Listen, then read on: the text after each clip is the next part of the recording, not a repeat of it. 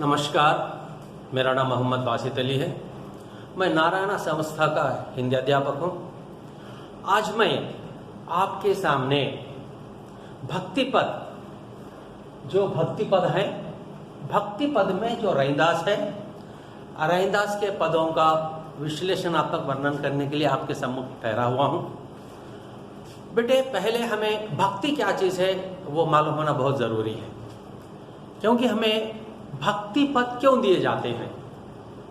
तो आज के इस समाज में हमारे अंदर भक्ति दिन ब दिन कम होते चले जा रही है।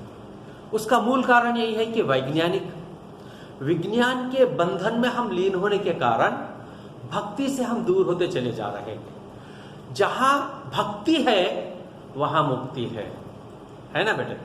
तो यहाँ पर भक्ति पदों से हमें मिलने वाली और एक सीख ये है कि भक्ति पदों के माध्यम से हम बड़े बुजुर्गों को सम्मान करने वाले हो सकते हैं। अब यहाँ पर आप देखिए, उन्मुखीकरण में जो कबीरदास का दोहा दिया गया बेटे, इसी से हमें मालूम होता है कि भक्ति के पदों में कितना दम होता है।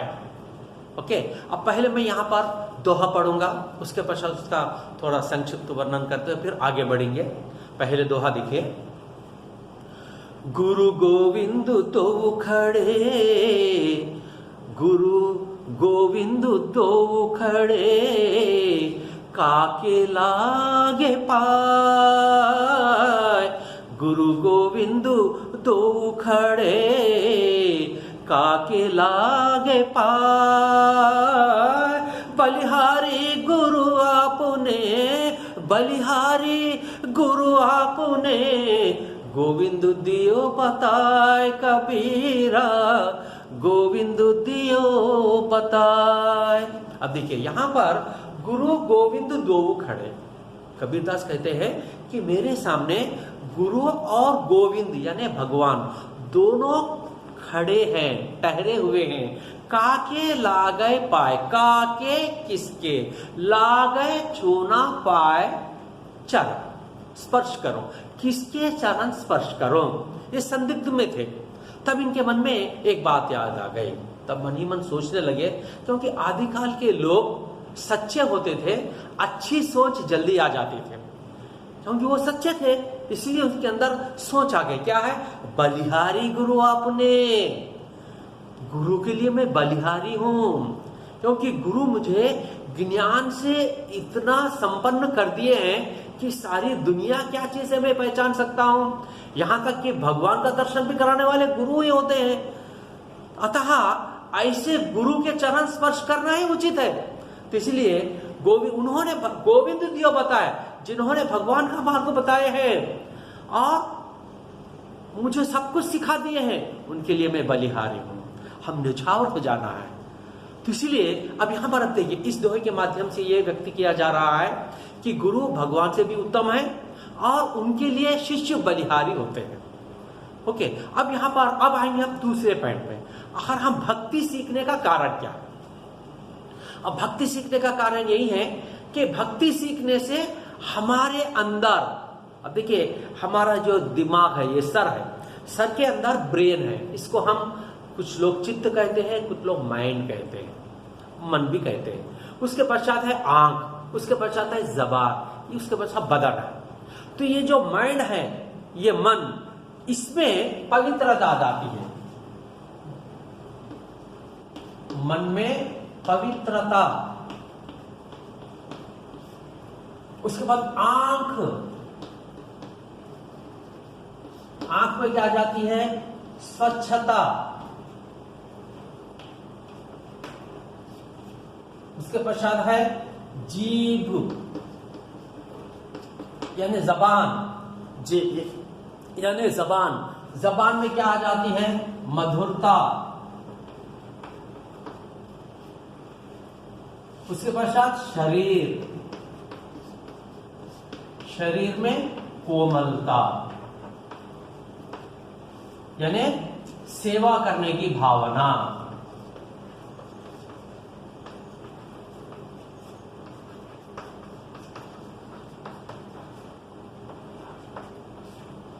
ये है बेटे। तो भक्ति सीखने से इतने लाभ है हमें। भक्ति सीखने के कारण क्या है कि हमारा मन क्या होता है, पवित्र होता है, हमारे आंख स्वच्छ होते हैं, हमारी जबान मधुर होती है, मीठी होती है, और हमारा बदन कोमल हो जाता है, जिसके कारण हम हर एक की बात को सकारात्मक स्वीकारते हैं और उनकी भलाई करने के बारे में सोचते हैं। जब हम भलाई करने के बारे में सोचते हैं, ऐसी अवस्था में भगवान खुश हो जाते हैं। जब भगवान खुश हो जाते हैं तो फिर हमारा जीवन ही कुछ और हो जाता है ना बेटे। तो अब हम आएंगे, तो उसके पश्चात है तो विषय प्रवेश में यहां पर दिया गया है, प्राचीन काल से ही भगवत स्मरण भगवत भक्ति को महत्व दिया गया है। अब देखिए, प्राचीन काल से भगवत स्मरण भगवत भक्ति क्यों कहा गया है? क्योंकि इसमें अब देखिए सच्चाई का मार्ग है। अब देखिए, पुराण पढ़ते हैं, कुरान पढ़ते हैं, बाइबिल पढ़ते हैं, ये जितने भी धार्मिक ग्रंथ हैं, धार्मिक ग्रंथों में क्या होता है, भगवान के बारे में ज्यादा बताया जाता है। जैसे आप देखिए बेटे, श्री राम जी है, श्री राम जी से हमें क्या सीख मिलती है कि पिता के साथ कैसा रहना, आज्ञा का पालन कैसा करना। देखिए, सीता जी है, सीता जी के माध्यम से ये शिक्षा मिलती है कि लड़की में कितनी सहनशीलता होना, है ना। अब देखिए, ये तमाम हमें पुराणों से, भगवत पुराण से, मतलब भक्ति से ही हमें सब कुछ प्राप्त होता है, इसलिए हमें भक्ति सीखना जरूरी है बेटे। ओके, तो अब यहाँ पर आदिकाल से ही ये भगवत स्मरण भगवत भक्ति। अब देखिए, आदिकाल के अगर हम अभी भी घर में जब बुजुर्ग लोग हम लेते हैं, अभी भी देखिए जिस घर में बुजुर्ग लोग हैं, बड़े लोग हैं, वहां पर शैतान का वास नहीं होता। शैतान का मतलब क्या है, ये जितने भी बुरी चीजें हैं, ये बुरी चीजें बहुत दूर होती है। लेकिन आजकल क्या हो गया है, हमारे घर अलग अलग हो गए हैं, इंडिपेंडेंट हो गए हैं, न्यूक्लियर फैमिलीज बन गए हैं, जिसके कारण क्या है, शैतान का वास ज्यादा होने के कारण हमारे अंदर भक्ति कम हो रही है। तो अब यहाँ पर ये जो हमारे रैनदास है, अब रैनदास के पद अगर हम पढ़ेंगे तो हमारे अंदर इतनी मनोभावना जागृत हो जाएंगी, तो भगवान आखिर है क्या हमें ठीक तरह से मालूम हो जाएगा, है ना बेटे। अब यहाँ पर इनका थोड़ा परिचय हम जान लेंगे, हमारे रैनदास जी का। तो रैनदास जी का जन्म सन 1882 और मृत्यु 1527। ओके बेटे, अब ये भक्ति काल के निर्गुण धारा के ज्ञान मार्ग शाखा के कवियों में एक माने जाते हैं। अब यहां पर हम देखेंगे तो भक्ति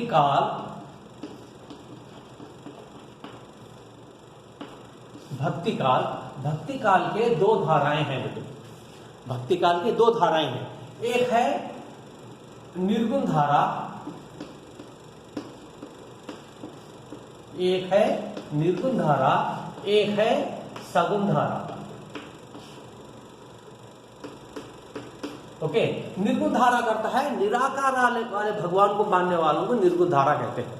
अब ये धारा के लोगों का कहना क्या होता है कि भगवान हैं, कैसे हैं, कौन से भी रूप में रह सकते हैं, वे अखंड हैं, अपार हैं, असीम हैं, अयोनी हैं, अजन्म हैं, जहां देहे वहां हैं।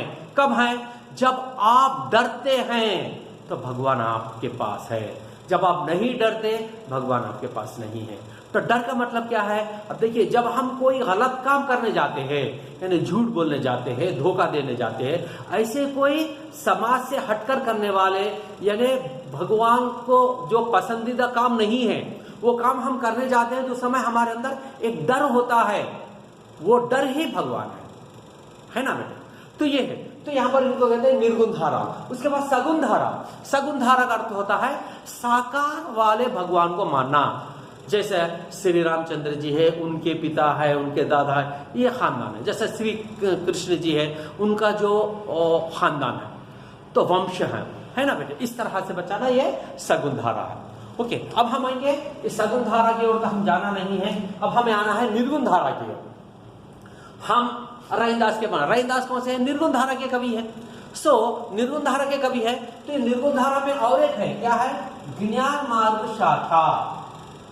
ज्ञान मार्ग शाखा।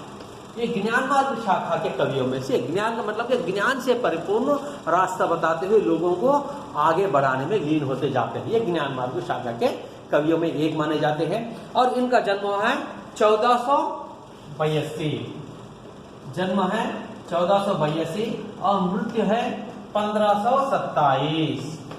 ओके, कहा जाता है ये मीराबाई के गुरु थे, कहा जाता है, ना मैं देखा ना आप देखे। ओके बेटा, कहा जाता है ये मीराबाई के गुरु थे और इनकी भक्ति दास्य भक्ति है। दास मतलब अपने आप को दास मानते हुए भगवान की भक्ति में लीन हो जाते हैं। ओके बेटे, अब हम आएंगे इनके रचनाओं के बाद। रचना का नाम है गुरु ग्रंथ साहब, इनकी प्रसिद्ध रचना है और इनकी भाषा है ब्रज से परिपूर्ण भाषा, जो पढ़ने में भी आसान है। ओके बेटे, समझने में भी आसान है। अब हम आएंगे तो इनकी जो पद हैं, पद के बारे में थोड़ा हम जानकारी प्राप्त कर लेंगे, उसके पश्चात हम आगे बढ़ने का प्रयास करेंगे। अब पहला पद, यहाँ पर पद हैं, उनके पद को एक बार मैं, खैर ये तो लयबद्ध थोड़ा बहुत करने का प्रयास करूंगा, आप ध्यान से सुनिए, उसके पश्चात फिर आगे बढ़ेंगे। रैदास अपने आप को कम मानते हैं, भगवान को बड़े से बड़ा बात नहीं कहते हैं। क्या कहते हैं? प्रभु जी तुम चंदन हम पानी, जाकी अंग अंग बास समाने। प्रभु जी तुम घन बन हम मोरा, जैसे चितवती चंद्र चकोरा। प्रभु जी तुम दीपक हम बाती, जाकी ज्योति बरे दिन राती। प्रभु जी तुम मोती हम धागा, जैसे सो नहीं मिलत सुहागा। प्रभु जी तुम स्वामी हम दासा। प्रभु जी तुम स्वामी हम दासा, ऐसी भक्ति करें रैदासा। अब यहां पर आप देखिए, तो इसको मैं थोड़ा आपको आसान तरीके से समझाने का प्रयास करूंगा। यहां पर तो किस तरह से यहां पर उनकी भक्ति भावना है, एक बार हम देखेंगे। अब देखिए, तो इधर भगवान है, इधर भगवान है, इधर भक्त है। या भक्त कौन है? भक्त कौन है? हमारे रैदास है ना। तो यहां पर भगवान कौन है? यहां पर हमारे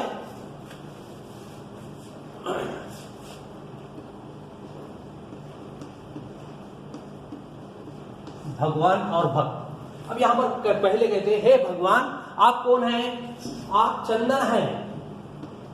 भगवान आप चंदन हैं, तो मैं कौन हूं? पानी हूं। ओके, हमारे दोनों का मिलन ही क्या है? यहां पर क्या है? यहां पर कहते हैं बास समाने।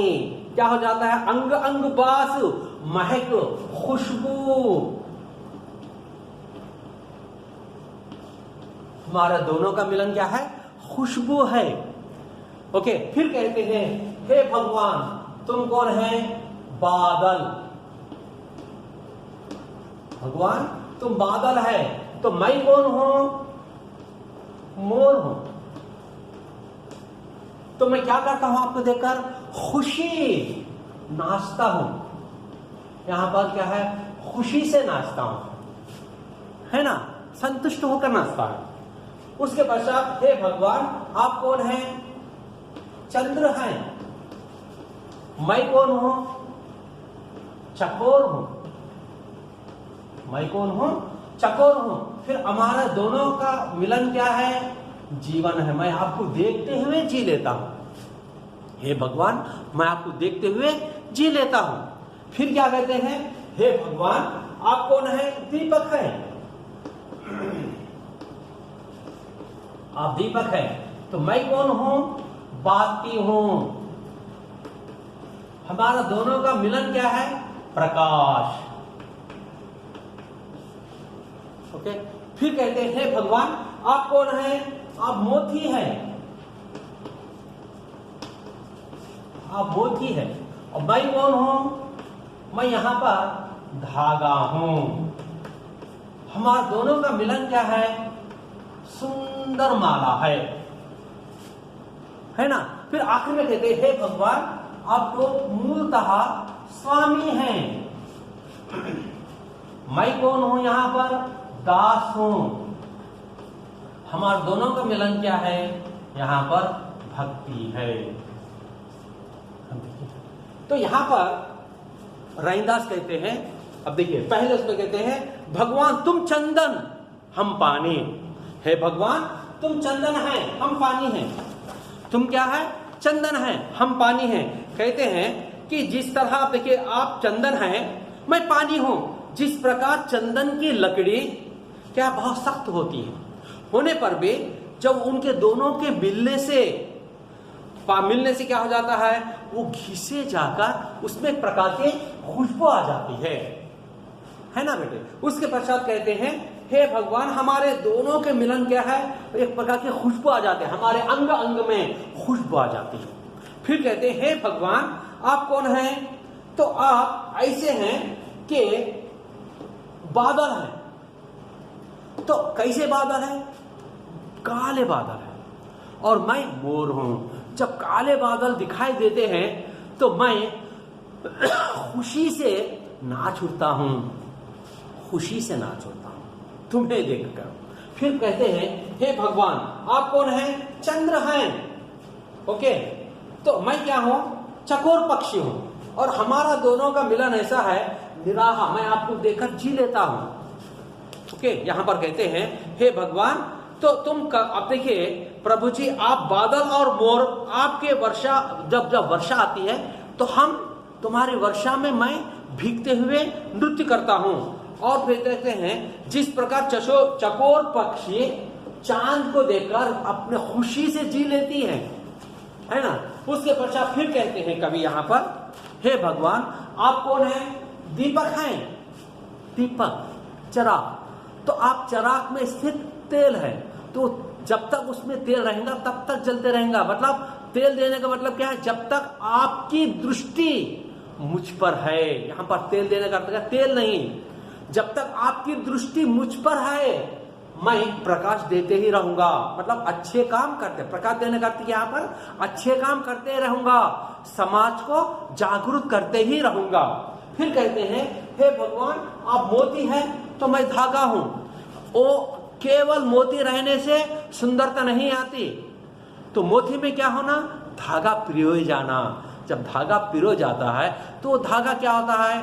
तो यहाँ पर सुहागा मतलब एक प्रकार की सुंदर चीज, और एक तरह का सिंदूर कहते हैं यहाँ। तो लेकिन हम एक प्रकार का सिंदूर है, सुहागा का मतलब खूबसूरती देना। तो यहाँ पर क्या है? तो हम क्या लेते हैं? माला कहकर ले सकते हैं। क्यों? कि मोतियों में धागा पुराए जाने से माला बनता है। वो माला देखने में बहुत ही सुंदर दिखाई देता है, खूबसूरत दिखाई देता है। ओके बेटे, उसके पश्चात फिर आखिर में कहते हैं, हे भगवान आप स्वामी हैं मैं दास हूं। आप स्वामी हैं, आप मैं दास हूं। स्वामी का काम है तो आज्ञा देते रहना, दास का काम है कर्तव्य निभाते रहना। आप आज्ञा देते रहो, मैं कर्तव्य निभाते रहूंगा। आपका आज्ञा देना यही है, अच्छे काम करो, अच्छाई की ओर चलो, ये तमाम बताना आपका काम है। वो सभी काम मैं करते चले जाऊंगा, क्योंकि वही मेरी सच्ची भक्ति है। तो यहां पर इसमें रैनदास अपने आप को छोटा मानते हुए, भगवान को बड़े से बड़ा मानते हुए कहते हैं कि हे भगवान आप ही सब कुछ है, आपके बगैर सारी दुनिया शून्य है। आपको समझे तो सब कुछ है, ना समझे कुछ नहीं है। ओके बेटा, यह है हमारे रैनदास के पद। आपको ठीक तरह समझ में आ गया होगा, और अगली कक्षा में हम मीराबाई के बारे में भी पढ़ने का प्रयास करेंगे। धन्यवाद।